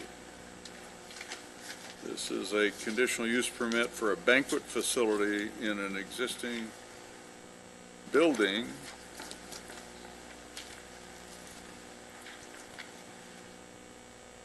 at 1140 Commerce Center Drive. So the public hearing's open. We have speakers on this. I do have speakers, Mr. Chairman. I believe they're the applicant, the applicant's representative, and potentially an owner of the overall facility. Okay. But I have no. All right. So you want to give us a brief report then, what this project is? Chairman Bose and members of the Planning Commission, this item before you is CUP 1722, a request for a banquet facility for private events to allow for beer and wine to be provided on premise. The proposed project is located at 1140 Commerce Center Drive. The name of the proposed venue would be Soul Plaza Banquet Hall. It would host private events such as wedding reception, birthdays, and conference/meeting type of events. The proposed hours of operations would be Sunday through Saturday from 11 a.m. to 12 a.m. The events would be conducted entirely indoors and would not be open to the public. Patrons would rent the facility for private parties and meetings, but the property owner would be the sole supplier of beer and wine at such events. They would carry a Type 58 license, which is a caterer's license. There will be 2 security guards per 100 patrons and 1 guard for each additional 50 patrons. The Sheriff's Department reserves the right to increase that number at any time. The LA County Sheriff's Department also conducted an investigation and was not opposed to the issuance of the CUP. Property owners within 500 feet of the project and tenants within that shopping center were notified. A sign was posted on the subject property, and the notice was in the newspaper as well. Staff has not received any opposition. Staff recommends Planning Commission adopt Resolution Number 1728, approving CUP 1722, subject to the conditions of approval. That concludes staff's presentation. Staff and the applicant are available for any questions. Okay, Type 58 again? Caterers? It's a caterer's license that also allows for beer and wine. Just beer and wine. Correct. Was it 57 allows spirits? I forget. Whatever. Doesn't matter. 58. All right, thank you. I read in the conditions that there's what I call no in and out privilege.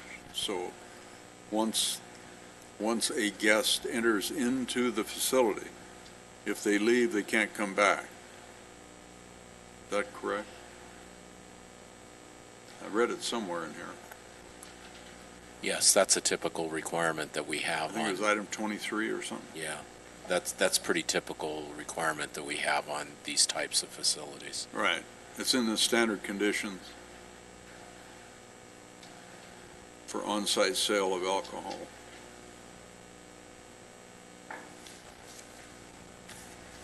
Somewhere we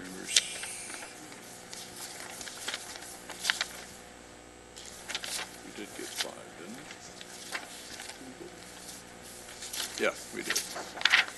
Right, we did receive a letter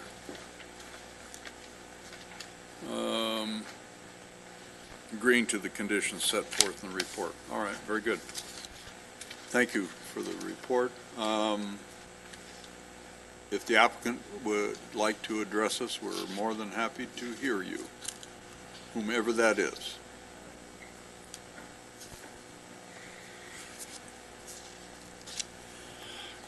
Good evening, Merle. Good evening, members of the commission. Thank you for being patient. Interesting evening. A lot of good stuff going on. This is pretty straightforward. The facility, all the functions will be inside.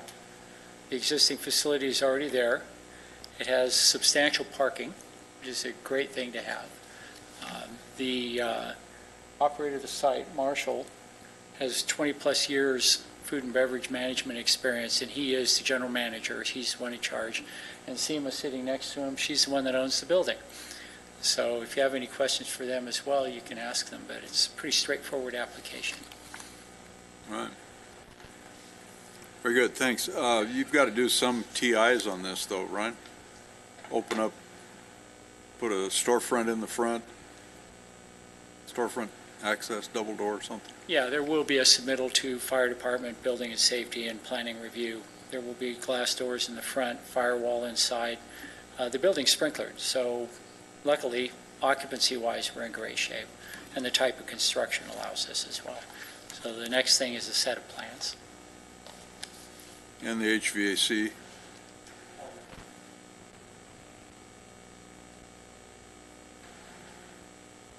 All right, thank you. All right. Any other speakers? Yeah, unless the other two folks want to chat with us. You're not obliged to if you don't care to. All right. Anything from members? Nope. So without objection, the public hearing is closed, and we'll consider a motion. Move the staff recommendation.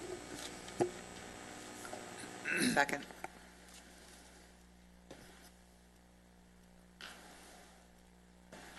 All right. Anything further? Please vote.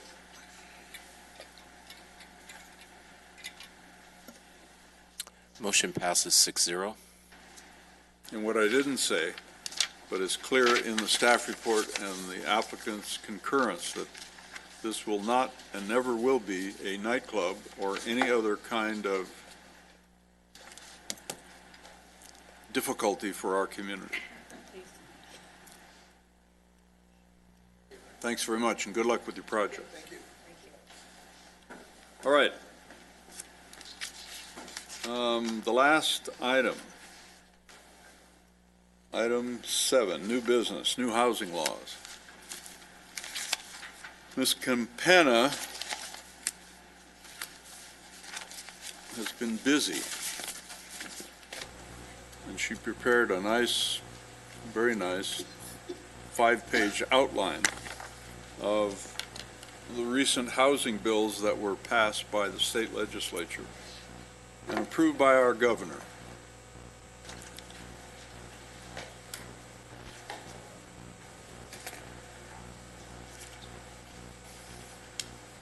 Somehow, our governor signed all these bills. Well, I don't know, but he did.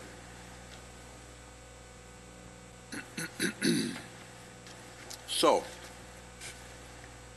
thank you for providing the writing. You don't have to reread it for us unless you really want to. I'm sure you don't want to.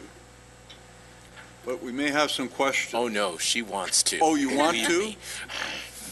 You got Do a brief presentation. All right, fine. You go right ahead. Do you want it? Would you like to do it at the podium?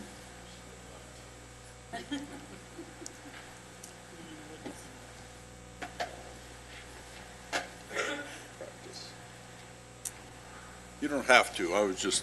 You can do it from right there. I need to stretch my legs.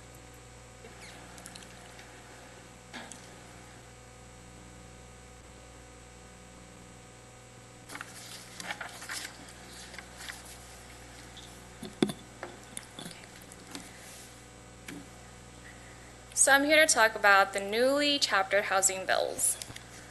So Governor Jerry Brown signed a comprehensive legislative package in September, which had 15 new bills, which would help address the state's housing problem by providing funding for affordable housing, reduce regulations, boost construction, and strengthen housing laws. So what does this affect? I categorized it in 4 different sections: the housing element, funding and preservation of affordable housing, housing development, the planning process, and the Housing Accountability Act. So the first one is the housing element. We have to do, as a city, we are required to do the general plan annual report, and for the housing update, there are more requirements in it. So SB 166, AB 72, AB 879, and AB 1397 are the 3 bills. So what you're saying is, besides the work that the city's been doing year after year after year. Now you have an additional burden of more analysis, more time, more pushing the paper. Yes. Great. So SB 166 ensures the city maintains an ongoing supply of housing construction. So previously, the bill allowed for cities to reduce, requiring and permitting the reduction of residential density if there are written findings supported that there is substantial evidence that the reduction is consistent with the general plan. There wasn't really any other regulations other than having those findings. Now the new bill prohibits the city permitting or causing its inventory of sites identified in the housing element to be insufficient. So if a city does approve a project that allows development with fewer units by income category, then the city must make findings within 180 days, identifying and making available additional adequate sites. So when we're looking at new development, staff will need to ensure that the sites identified in the housing element have sufficient units by income, and that includes any actions with zone changes and general plan amendments. So starting from when? January of next year. Thank you. So AB 72, when a city drafts the housing element or makes an amendment to the housing element, the Department of Housing and Community Development must review it prior to adoption. It's also acronym is HCD, which is what I'm going to say because that one's too long. So HCD must have a draft of written findings, and then with the new bill, it is now required by the HCD to review any action or failure by the city that determines the draft is inconsistent. So HCD would make the findings, and then the city must respond to those findings within 30 days. If we fail to, then the HCD may require or may also notify the Office of Attorney General. So it's a big hammer. Yes. And there's more. Okay, so AB 879. This one, all these kind of combine. So you have to do a general plan annual report. And within that general plan annual report, we have to have a whole bunch of inventory. We have to cite the status of the plan and the progress of the implementation of our general plan. And in the housing element portion, we have to have the number of housing development applications received. We have to put down the number of units included in all development applications, the number of units approved or disapproved, listing of sites rezoned, number of new units of housing, rental, and for sale that have a completed entitlement, building permit, and certificate of occupancy. And we also will have to cite the location of developments approved. So if you take, so since the city does not have a standing inventory of housing, available property to develop housing, you've got to create that inventory to start with, right? We do have a residential development summary report that we update annually. I understand that, but the way I read this bill, you have to make a determination of the available property within the community to establish your baseline, right? Yeah, so it would be AB 879 and AB 1397. But you've got to create that. Correct. So, where's the money come for doing that? Out of Brian's budget? It's not my budget anymore, but yes, Oh, come essentially on. staff That's would have to do it. Short timer? We do have an inventory that, of course, exists in the adopted housing element, but it's going to require us to go back into that and take a closer look. And the state is now, of course, also interested in the developability of that, our utilities and other things available, rather your than just a infrastructure, straight look.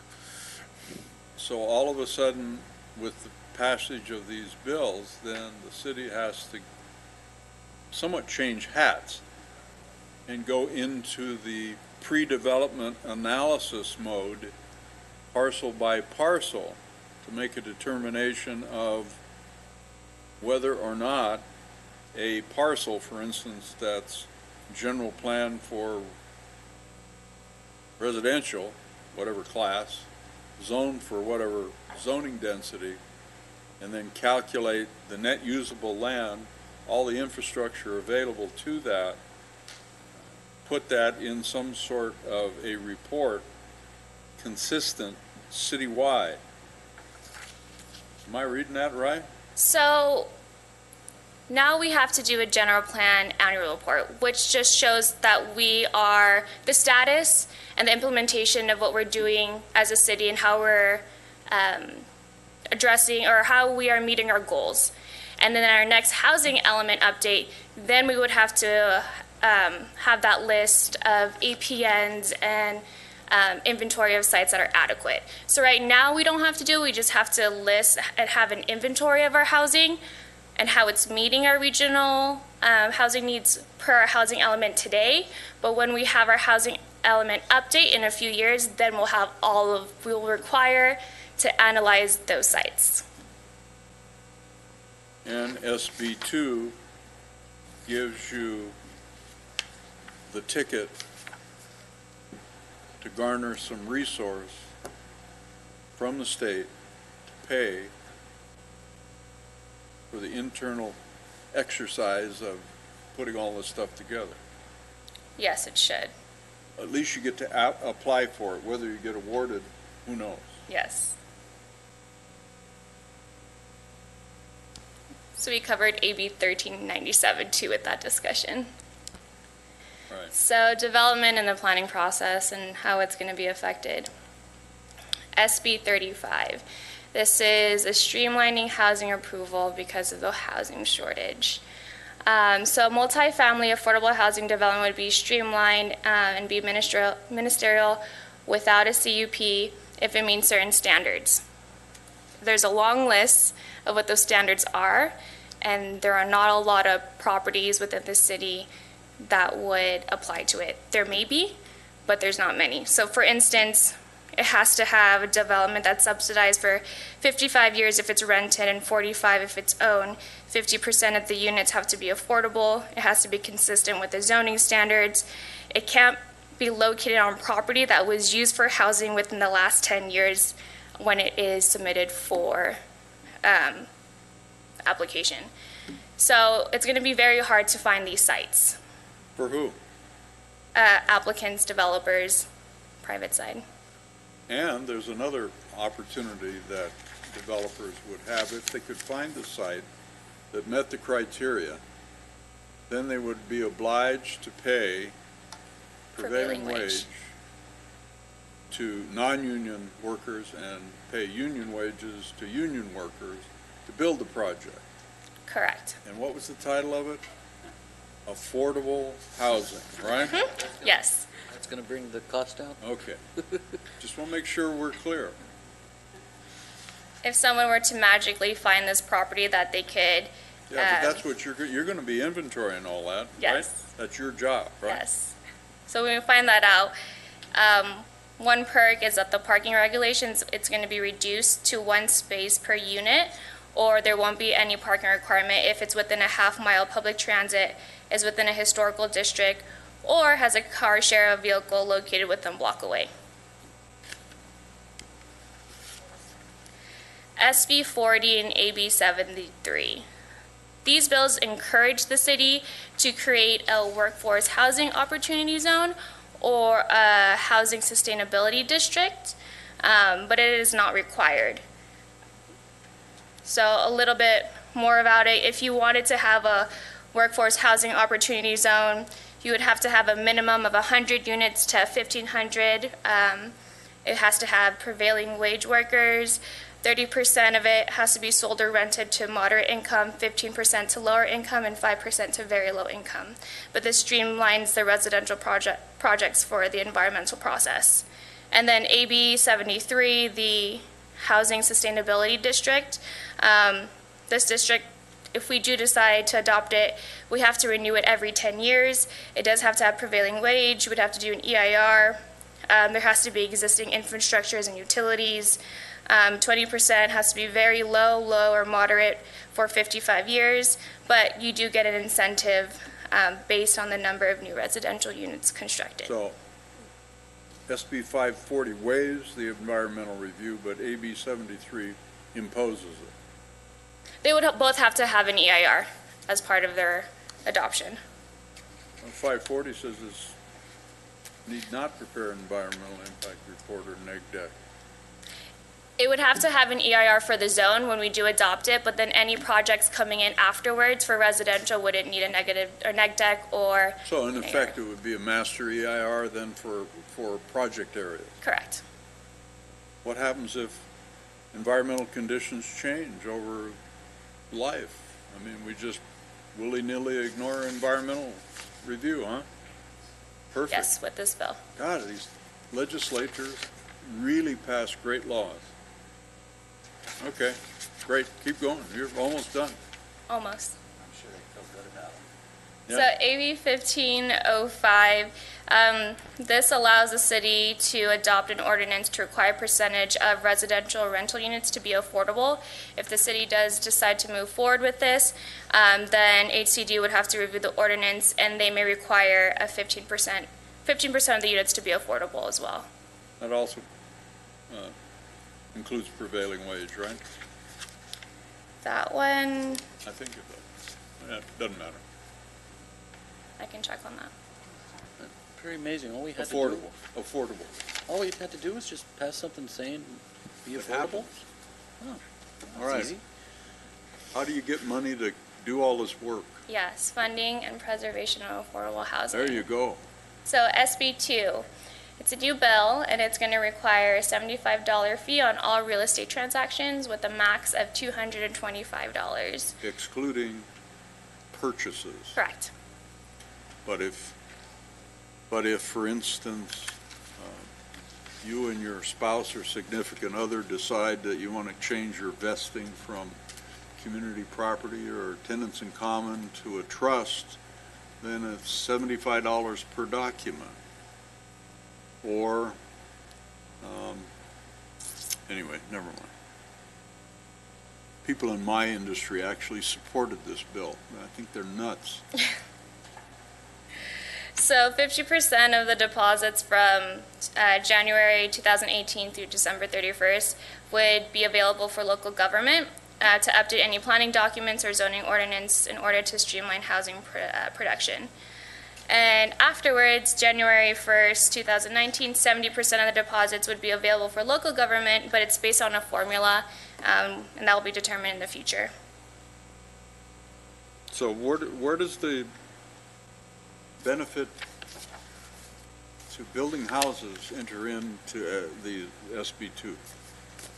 Excuse me, can you repeat that? It says Build Homes and Jobs Act. Mm-hmm. It's like the only homes or the only jobs that are going to be, well, never mind. Doesn't have anything to do with building homes directly. It says it right in the name. It says so right here. It must be true. So SB3 is the Veterans and Affordable Housing Bond Act. It's a That's $4 even million. better. That's even better. $4 billion. That's really bond. better. Yeah, that's a good one. Go ahead. It'll be for housing programs, infill, infrastructure financing, and veterans home ownership programs. Voters have to approve this in November, if they do. So it's $1.5 million or $1.5 billion, assuming that the electorate passes it and the state is successful selling bonds. Mm-hmm. Big if. But all of these bills are all written to reflect the $4 billion revenue stream from SB3. That's where they derive the money from, that $4 billion. That's where the money comes from, right? I mean, I didn't see anything in the bills that authorized funding I mean, they define what the funding amounts are, but it didn't say where the money came from. It didn't. Did you see where the money came from other than SB3, right? No. So if Very correct. SB3 doesn't pass, then these 14 other bills, you're still going to be obliged, the cities will still be obliged to conform, go through all this exercise, prepare all these documents, submit them to the rulers in Sacramento, and then hope they don't hit you with a hammer But you won't have any funding available to help you do that, other than We have SB2. SB2. Got SB2. Yeah. We have one. Yeah. For some of these, there've been geographic carve-outs. No. So You mean like San Francisco, maybe? Marin County? No. They've got enough affordable housing up there, I guess. What's the median price in Marin County? $1 $1 million something. a unit or something? Yeah. It's right about that. Yeah. Well, I think you ought to spend your time getting some of this money. Sounds Right. like a plan. That's the plan? Yeah. That's your assignment? Great. So the next section is the Housing Accountability Act. It's also known as the Anti-NIMBY Act. So these bills, there's 3 of them. They all relate to each other. So I'm just going to go to the last one. Go ahead. These bills increase the standard of proof for a local government to justify denial of low and moderate income housing development. So if the city were to deny a project, then we must base the findings on preponderance evidence as opposed to substantial evidence that was previously in the bill. We have to provide documentation identifying provisions and explanation of reasons. If the findings are not made, then the city may be hit with fines up to $10,000 per housing unit, and the courts may direct the city to approve the housing development or emergency shelter. Findings must be drafted within 30 days for 150 units or less, and 60 days for more than 150 units. So, if an applicant brings a housing project forward that conforms to the general plan, land use and zoning, the commission may not even hear it, and if it does hear it, you can't deny it, because if a reasonable, according to the law, a reasonable person challenges the decision, then it can be overturned by the state rulers. Correct. Okay? Got it. And those are all 15 bills. That concludes my presentation. Any questions? I sounded a little too excited for that. Don't leave any sharp knives around. All right, thank you. No, I mean, you've done a commendable job.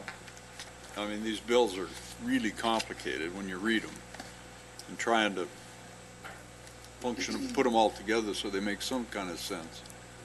I guess it'll all flush out over time when these state agencies then what was it? The housing element was semi-voluntary up to this point. Now it's mandatory. That be about right? I'd say that's probably an accurate statement. Okay.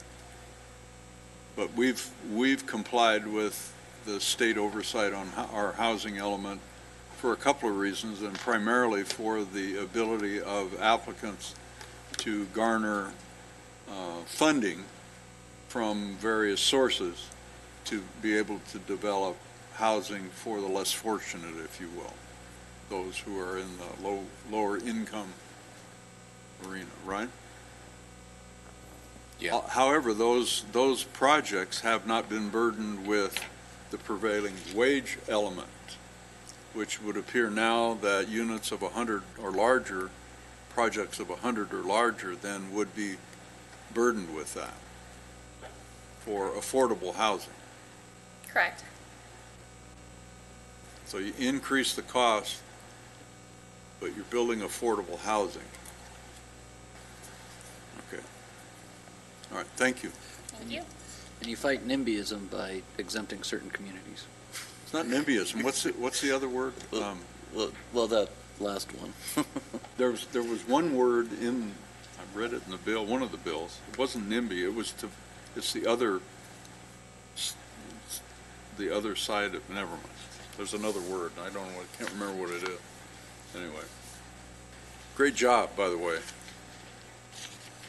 Thank you. Excellent.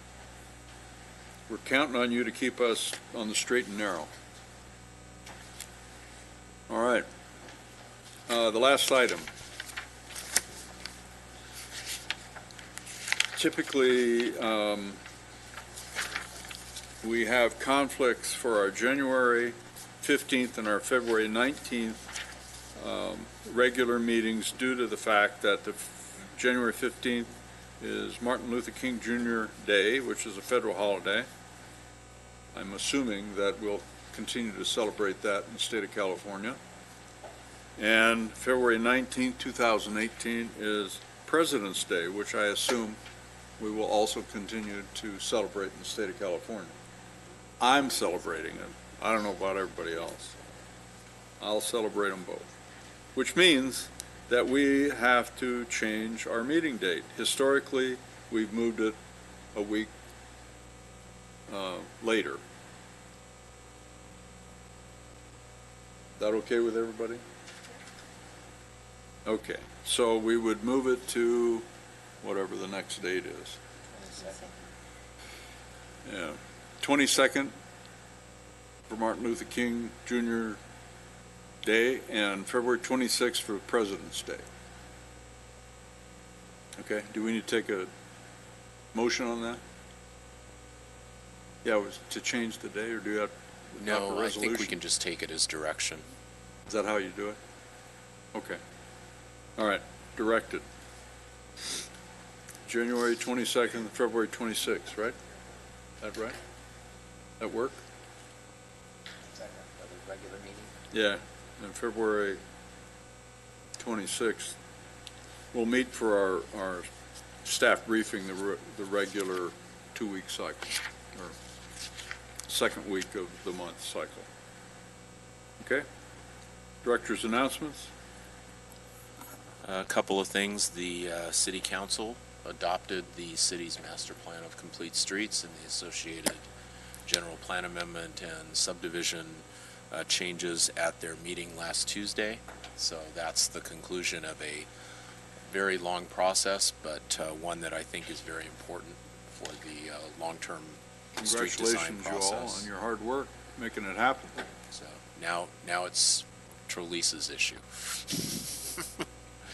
And you may want to highlight this a little more, but tomorrow is the first meeting of the Community Benefit Agreement Working Group, of which you and Vice Chair Hall are also members. Right.